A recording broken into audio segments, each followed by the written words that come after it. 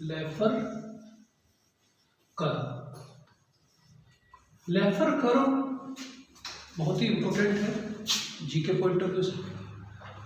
तो इसका जब इकोनॉमी में पब्लिक फाइनेंस से संबंधित क्वेश्चन आ जाता है, विशेषकर जब टैक्सेशन का चैप्टर होता है, तो टैक्स कहाँ लगाया जाए, किस रेट का टैक्स लिया जाए। तो लेफर जो प्रोफेसर आर्थर लेफर है, प्रोफेसर आर्थर लेफर, उन्होंने एक बात कही कि देखो भाई, टैक्स जो होता है ना, टैक्स की एक इष्टतम दर होती है। इष्टतम दर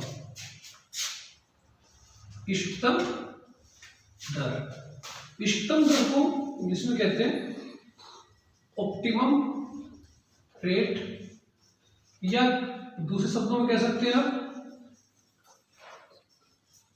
ऑप्टिमम लेवल। तो किसी एक लेवल होता है ऐसा जिस लेवल पर कोई टैक्स की रेट रखी जाती है जिससे मैक्सिमम रिवेन्यू प्राप्त होता है गवर्नमेंट को। इसमें अगर कुछ भी चेंज करते हैं तो जो पब्लिक रिवेन्यू होती है, जो सार्वजनिक आय होती है, उसमें कमी हो जाती है। जैसे अगर इसमें टैक्स तक घटा देते हैं, मतलब एक ऑप्टिमम लेवल होता है। ऑप्टिमम लेवल ऐसा होता है जो एक अनुभव के आधार पर, इकोनॉमी का जो व्यवहार है उस अनुभव के आधार पर यह निश्चित हो चुका है कि भाई इस टैक्स रेट पर सरकार को अधिकतम पब्लिक रिवेन्यू प्राप्त हो रहा है, सार्वजनिक आय प्राप्त हो रही है, टैक्स जिससे सरकार आय प्राप्त करती है। तो इसमें क्या होता है, यदि आप इस ऑप्टिमम लेवल से जो टैक्स की रेट है, टैक्स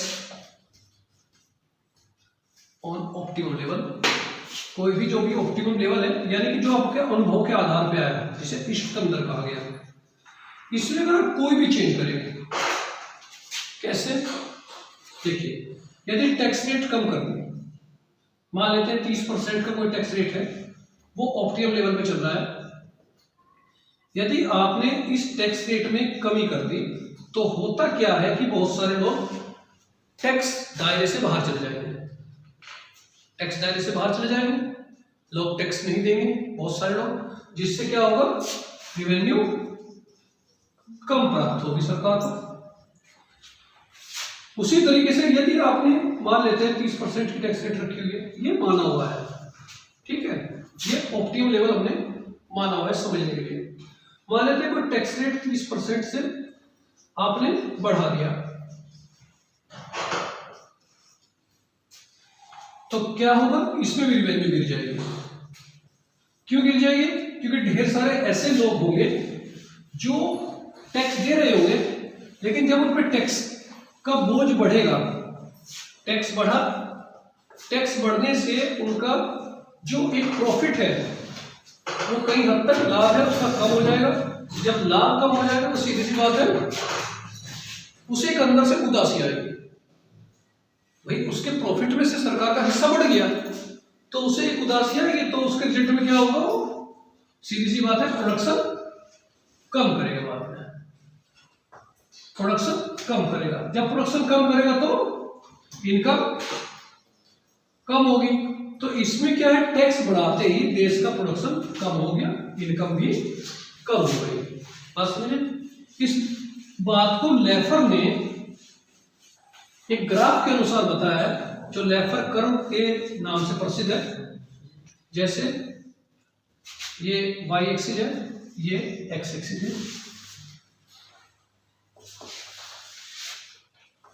यहां पर लेते हैं आप टैक्स रेट,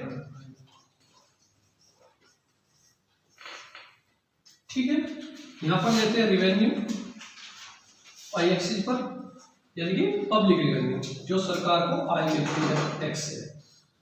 मान लेते हैं टैक्स 10% रेट है, सरकार को रिवेन्यू प्राप्त हो रहा है 150 करोड़,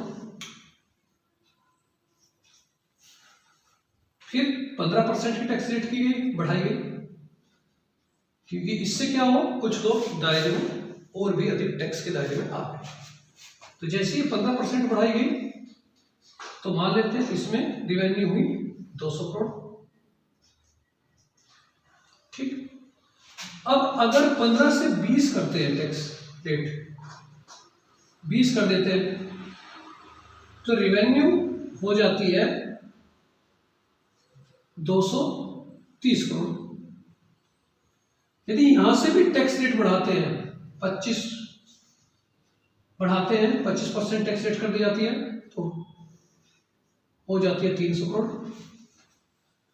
इसके बाद यदि 30% टैक्स रेट करते हैं, जो हम मान के चल रहे हैं कि कोई एक ऑप्टिमम लेवल है, और यहां से टैक्स रिवेन्यू प्राप्त होती है 400 करोड़। ठीक, अब सरकार ने फिर कुछ लोग सुझाव देते हैं कि टैक्स रेट बढ़ने से इनकम बढ़ती है, लेकिन ऐसा नहीं होगा क्योंकि ये एक टॉप पॉइंट आ चुका है इनकम का। इसके बाद लोग टैक्स देते हुए थोड़ा सा चतुराई भी कर सकते हैं, या टैक्स का दुष्प्रभाव भी पड़ेगा कि उनके प्रॉफिट से कुछ पैसा निकल के गवर्नमेंट के पास जा रहा है। तो जब उनके पास प्रॉफिट कम होगा तो सीधी सी बात है वे आगे इन्वेस्टमेंट कम करेंगे। यहां तक आते आते उन्हें बोझिल लगने लगता है लोग। अब मानते हैं 40% टैक्स रेट करते हैं, तो जैसे टैक्स रेट 40% करेंगे उसी प्रकार से ये रिवेन्यू आपकी हो गई 380 करोड़। समझ लो यहाँ पे आ गई टॉप पॉइंट से अपने गिर गई इनकम सरकार की आय। अब मान लेते हैं कि 50 करोड़ हो जाती है, फिर इनकम और गिर गई सरकार को, रिवेन्यूज की जो पब्लिक इनकम है एक तरीके से पब्लिक रिवेन्यू। अब आ जाते हैं 60%, 60% में और भी इनकम गिर गई।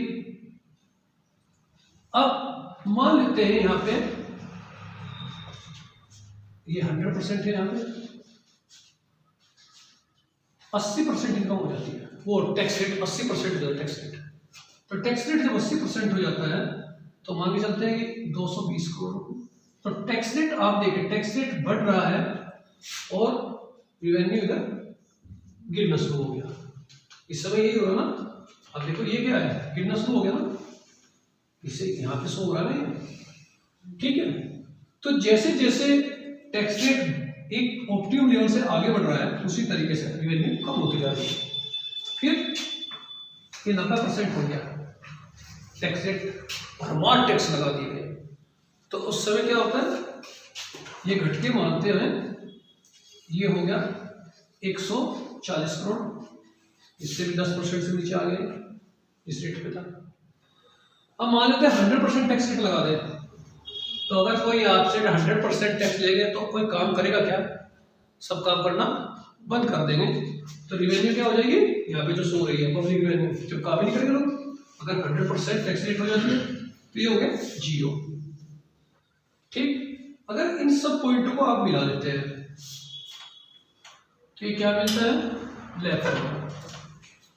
ठीक है, ये उल्टे आकार का होता है और ये इसी बात को करता है कि एक ऑप्टिमम लेवल होता है टैक्स का, जो अनुभव के आधार पर, इकोनॉमिक अनुभव के आधार पर तय होता है कि यदि आप उससे ऊपर टैक्स दर बढ़ाते हैं तब भी रिवेन्यू गिर जाती है, और यदि आप उससे कम टैक्स रेट करते हैं तो तब भी रिवेन्यू गिर जाती है।